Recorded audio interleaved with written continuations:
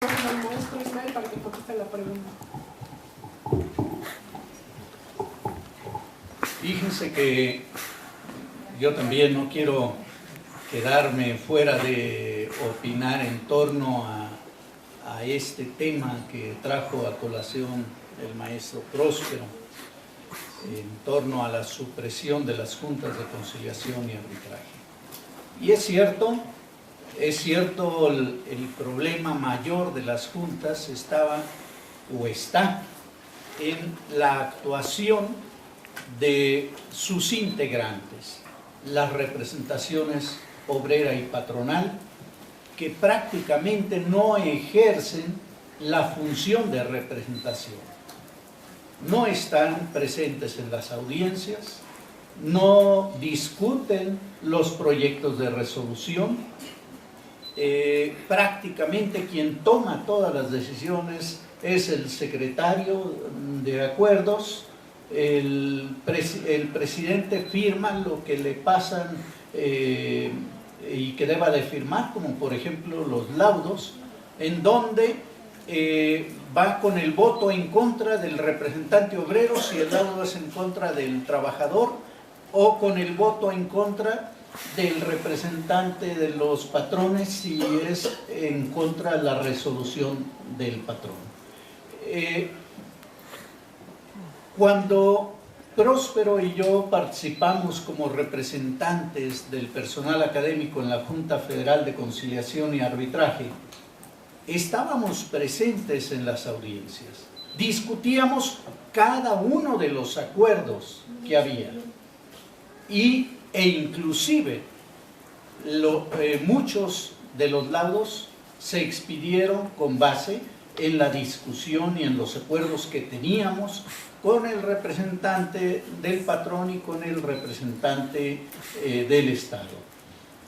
Yo recuerdo una ocasión en la que inclusive llegamos a ponernos de acuerdo el representante del patrón y nosotros para votar en sentido contrario al representante del Estado, al presidente de la Junta. Pero esto no lo hacen los representantes obreros y patronales de las diversas juntas especiales. Ese es el verdadero problema. Ellos nada más van a firmar y van a cobrar, y eso es todo lo que hacen. Sin embargo, ¿debían subsistir las juntas? En mi concepto sí.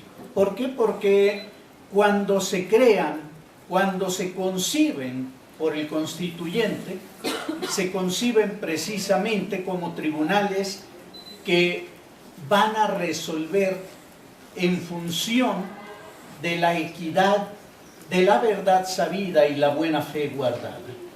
No van a resolver exclusivamente conforme a derecho, porque entonces pondrían al trabajador y al patrón en un plano de igualdad, porque son iguales ante la ley. No, las juntas de conciliación y arbitraje tendrían que resolver con base en otros criterios socioeconómicos, con criterios en donde se concibe al trabajador en un plano de desigualdad y no de igualdad. Esta es la razón por la cual se buscó crear las juntas de conciliación y arbitraje al margen del Poder Judicial, pero vinculado a a través de toda la estructura de posibilidades de defensa que pueda tener un gobernado. Yendo a las preguntas que me hace concretamente Carlos, ¿habrá posibilidad de que la seguridad social subsista otros 100 años y que podamos verla? ¿Quién sabe, Carlos? Quizá tú sí, junto con Chabelo, pero creo que la seguridad social es un instrumento que le sirve al capital. Es un instrumento que le ha dado opciones al capital para la continuidad de las condiciones de preservación, de explotación del trabajo por el capital. La seguridad social permite, como decía el maestro Gustavo Molina Ramos, la sana explotación de la fuerza de trabajo. Permite mantener el sistema de explotación, pero limitando esa explotación a los máximos permitidos, de tal suerte que la fuerza de trabajo no se agote, que se reproduzca, que crezca, para que se oferte de manera muy amplia, barata y productiva. A eso es a lo que aporta la seguridad social, y seguramente va a subsistir con modificaciones, con algunas variantes de lo que hoy conocemos. Pero sin duda es un instrumento del capital. En cuanto a si puede haber un sistema híbrido de seguridad social, bueno, yo les diría que el hecho de haber cambiado el sistema pensionario de reparto basado en el principio de solidaridad hacia uno de capitalización individual, en donde cada trabajador va a disponer en una cuenta individual que es de su propiedad, dice la ley, va a acumular los recursos para cuando su vida laboral termine y que pueda retirarse con ese capital. Esa idea de privatización proviene, como bien lo dices, de la época de Pinochet en Chile, en donde en Chile no se le preguntó a la población si querían o no ese sistema privatizador e individualizante. No se les preguntó por qué, porque era una dictadura y se impuso el sistema. Nadie pudo protestar. Sin embargo, en México, en plena democracia, nos lo impusieron y lo aceptamos, sin chistar. El problema mayor radica en que en Chile ya se dieron cuenta que ese sistema está fracasando, que lo único que está haciendo es dejar en manos del Estado el subsidio a las pensiones que no se pueden cubrir con las cuentas individuales. Y la mayoría de las cuentas individuales no da lo suficiente para pagar las pensiones. Y por lo tanto el Estado debe de seguir subsidiando para pagar cuando menos una pensión garantizada, que es equivalente a un salario mínimo. Ese es el grave problema. ¿Qué pasó en Argentina? En Argentina dijeron: no, señores, esto no es negocio. Es negocio para las administradoras de fondos de pensiones, pero no para el Estado, no para los trabajadores. Porque las administradoras de fondos de pensiones siguen ganando capital, porque aunque se pierda en la inversión, se disminuye el capital de los trabajadores, las administradoras siguen cobrando su comisión por administrar las cuentas. Y en efecto, no están exponiendo su capital, están exponiendo el capital de los trabajadores, porque lo invierten en fondos, en valores que son, no son seguros, pues, valores riesgosos, de riesgo. Y por eso, en situaciones como la actual, en donde hay crisis económica, devaluaciones, en donde la bolsa de valores pierde puntos, pues también los valores en que se invierten los capitales de los trabajadores van perdiendo dinero. Dice el presidente de la CONSAR, se dejaron de ganar 50,000 millones de pesos en el último semestre. ¿Se dejaron de ganar? No, se perdieron. Ese es el problema. Y en Argentina dijeron, no señores, hasta aquí llegamos, volvemos al sistema de reparto, al sistema de solidaridad. En México, conociendo los antecedentes de Chile y Argentina, lo llevamos a cabo.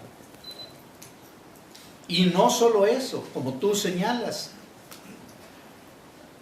con la ley del Seguro Social se permite que aquellos trabajadores que ya cotizaban anteriormente al Seguro Social antes de que entrara en vigor la nueva ley, podrían, al momento de pensionarse, podrían elegir entre optar por pensionarse con el régimen anterior o con el régimen actual. Pero en la ley del ISSSTE esto ya no ocurre así.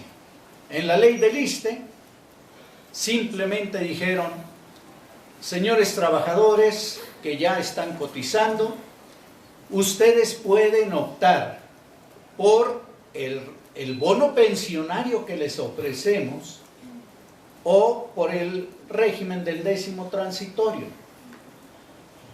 ¿Qué era el bono pensionario? Era el queso en la ratonera. ¿Sí? A todos los trabajadores del Estado nos mandaron una carta de parte del ISSSTE, en donde nos decían, Ismael González, tienes derecho a un bono pensionario de 2.800.000 pesos. Y uno se pone a pensar, efectivamente, ah, caray, esto suena bien. El problema es que ese bono pensionario implicaba, te vas a las cuentas individuales, abandonas tu derecho a la jubilación y solamente podrás pensionarte en adelante con los recursos que haya en tu cuenta individual por cesantía en edad avanzada o por vejez, cumpliendo 60 o 65 años de edad y cumpliendo con el tiempo de cotizaciones que marca la ley. Esto no lo dijeron, nada más se hablaba del bono pensionario y muchos efectivamente se fueron con la finta y lo aceptaron. Los que decidieron no aceptar optaron por el régimen de jubilación del 10º transitorio. Solo que el régimen de jubilación del 10º transitorio también establece un requisito adicional a los años de servicios cotizados, y es la edad. De tal suerte que un trabajador joven con 15, 20 años de cotizaciones al ISSSTE ya no va a poder jubilarse si optó por el 10º transitorio, cumpliendo 30 años de cotizaciones, hombre o 28 la mujer, si no tiene cuando menos 52, 51 años el hombre o 49 la mujer al 2010, edad requisito que aumenta en un año cada 2 años. De tal suerte que ese trabajador joven con 15 o 20 años de cotización tendrá que irse hasta cumplir 60 años de edad para jubilarse y podrá llevarse 12 o 14 años más de los que estaban previstos en la anterior ley. ¿Qué pasa con esto? Que sencillamente la ley del ISSSTE no permite opciones más que esas. No permite irte a la ley abrogada como la ley del IMSS. Te permite uno u otro régimen de la misma ley actual. Nada más. Por otro lado, el hecho de que alguien haya optado por el régimen del 10º transitorio cancela la posibilidad de ampararse una vez que tenga cumplido los requisitos para su jubilación. ¿Por qué? Porque si optó por el 10º transitorio es un acto consentido. Ya no podría ampararse. La ley establece que aquellos que no optaron por una u otro régimen pasarían automáticamente al 10º transitorio. De tal manera que para todos aquellos que no ejercimos la opción del 10º transitorio o el bono pensionario, todavía podríamos ampararnos cuando tuviéramos los requisitos de jubilación. Ampararnos para no tener que irnos hasta los 60, 65 años de edad. Lo digo por los jóvenes, yo ya los rebasé. Aunque no se vean, pero ya estoy por cumplir 66 años. De modo que yo no estoy dentro de ese problema. De tal suerte, pues, que el problema de la ley del ISSSTE es su inconstitucionalidad manifiesta. ¿Que puede haber un sistema híbrido? Sí, puede haberlo. Puede haberlo porque tanto en Argentina se ha establecido ya que quien quiera puede quedarse en cuentas individuales, como los que quieran pueden hacerlo en el sistema solidario, como parece que en Chile tendrán que llegar también a esa solución. Ya existen sistemas híbridos en algunos lugares. Creo que en México no podría ser la excepción. Gracias. Bueno.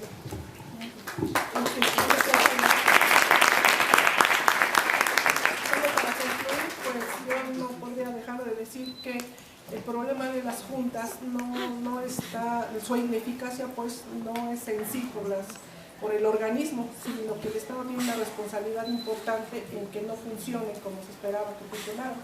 Porque tenemos el problema de representatividad, ¿verdad?, que también se corrompió a partir del Estado, el problema de presupuesto, se abandonó a las juntas a su suerte, ¿verdad?, y hasta ahora descubren que no hay presupuesto suficiente para que las juntas funcionen. La falta de autonomía, igual, ¿no?, para una circunstancia que llevó a las juntas a resolver problemas laborales por consiguiente. La falta de capacitación, ¿verdad?, y todo esto en su conjunto generó una enorme corrupción. Entonces el Estado tiene la culpa en gran medida, ¿verdad?, por supuesto que también los operadores del derecho, como se les llama, pero creo que no se resuelve con un decreto, creo que no se resuelve con una sustitución de un tribunal por otro, ya lo estaremos viendo. Creo que la experiencia en los que litigamos en otros ámbitos del derecho, pues nos hemos dado cuenta, ¿verdad? Hay una gran corrupción, hay una gran dilación en la resolución de los conflictos y sobre todo que los tribunales no conocen de la situación de los conflictos laborales. Incluso en el constituyente, cuando se trataba de decidir se trató de decidir qué órgano sería el encargado de los dirimir conflictos laborales, se discutió mucho entre si debía ser los jueces civiles en ese entonces o un organismo diferente, ¿no? Y se habló de que en la cuestión laboral los jueces no estarían capacitados para resolver estos conflictos porque no conocían de la problemática que en las industrias, que en los centros de trabajo se estaban generando. Y además tampoco tenían la sensibilidad, ¿verdad?, para darse cuenta de que entre el trabajador y el patrón hay una gran diferencia, ¿verdad? Entonces resolverían muy formalista, tomando en consideración que las partes en esos conflictos estarían en un mismo plano, y por lo tanto pues se decidió estos tribunales tripartitas, ¿verdad?, que desgraciadamente no funcionaron en algunos aspectos, ¿verdad? Sin embargo, ¿cuántos años llevamos con juntas de conciliación de arbitraje, ¿no? Todos. En fin, finalmente, pues creo que aquí queda de manifiesto, como diría el maestro Alberto Becerril, los límites de la legislación laboral dentro de un sistema capitalista, ¿verdad? El derecho al trabajo es apasionante, tiene muchas aristas, hay muchas cosas que decir, se nos quedan muchas cosas aquí en la mesa, pero yo creo que en lo sucesivo tendremos que ir implementando otros foros como este para ir adentrándonos cada día más en la cuestión laboral. Les agradezco mucho su participación, les pido un aplauso para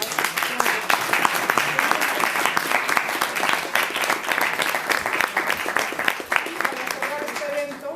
Entregaríamos un reconocimiento por la participación de los profesores del eje de Derecho y de la Seguridad Social del Departamento de Derecho.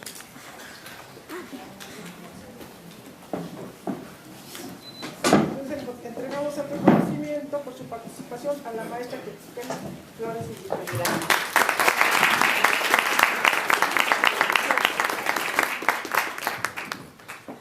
al maestro Manuel Fuentes Muñiz.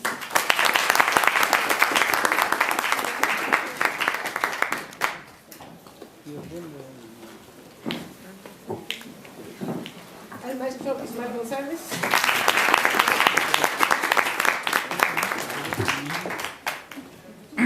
Y al maestro Próspero López Cárdenas.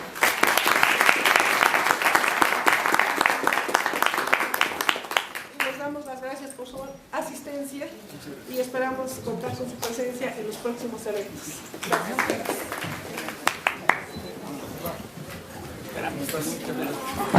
Se me olvida darle las gracias a nuestra ayudante del eje, la Nani Jiménez Mendoza, que sin ella pues no podríamos con estos eventos.